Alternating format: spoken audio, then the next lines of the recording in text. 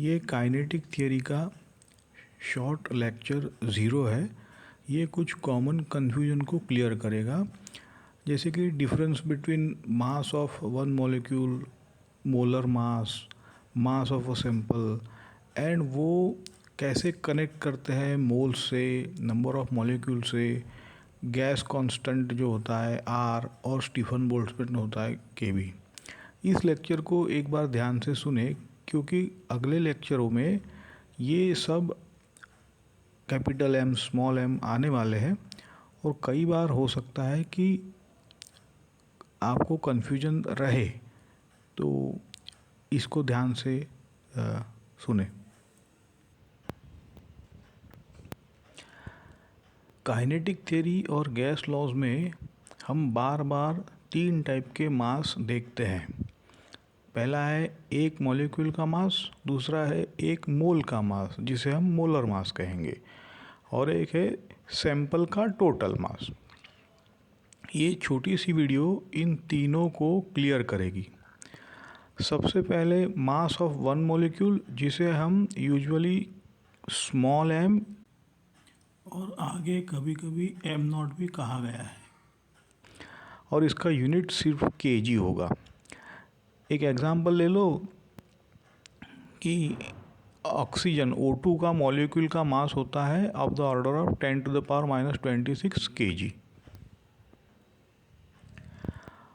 अब दूसरा लेवल होता है मोलर मास, कैपिटल एम। ये एक मोल का मास है, इसका यूनिट ग्राम पर मोल या केजी पर मोल। एग्जांपल ले लो H2, तो इसका मोलर मास 2 ग्राम पर मोल। O2 ले लो तो इसका मोलर मास 32 ग्राम पर मोल।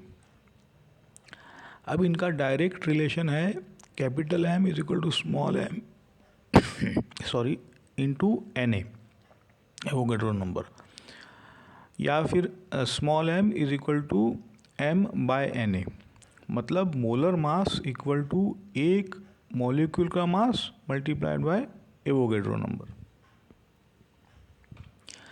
अब तीसरा लेवल देखो, सैंपल का टोटल मास। अगर सैंपल में n मोल्स है तो m of a sample is simply n times m।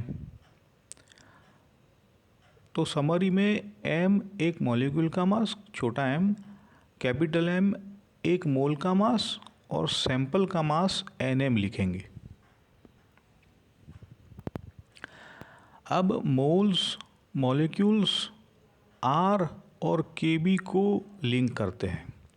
Number of moles n और टोटल मॉलिक्यूल्स कैपिटल N का सिंपल रिलेशन है n equal to capital N by Na, या तो capital N is equal to small n times Na।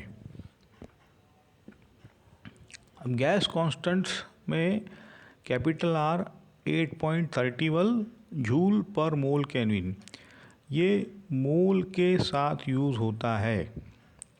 और जो Stefan Boltzmann constant हम लेंगे Kb या सिंपल K, वो 1.38 टाइम्स 10⁻⁻23 जूल पर केल्विन, ये मॉलिक्यूल के साथ यूज़ होगा। अब इन दोनों के बीच रिलेशन है R equal to Kb times Na।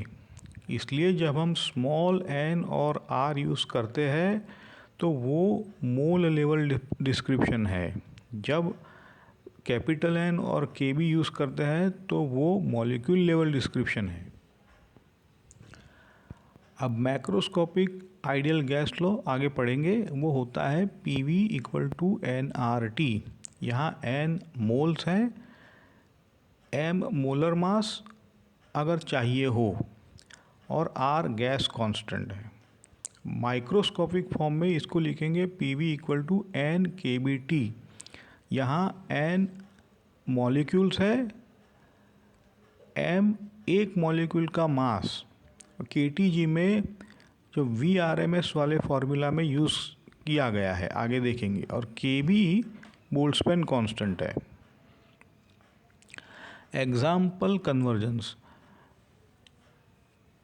अगर दिया हो हीलियम का कैपिटल M 4 ग्राम पर मोल, एक एटम का mass small m equal to capital M times Na, ये m हम VRMS जैसे आगे देखेंगे square root of 3 kBt by small m या एवरेज काइनेटिक एनर्जी K को 1/2 mVRMS स्क्वायर में यूज़ करते हैं। अगर सैंपल का टोटल मास दिया हो तो moles n equal to m sample divided by molar mass और मॉलिक्यूल्स होंगे capital N is equal to n times Na। तो एक सिंपल रूल याद रखो, R and M and N mole word है, Kb small m and capital N molecule word है। दोनों word को Na जो देता है वो ब्रीज है।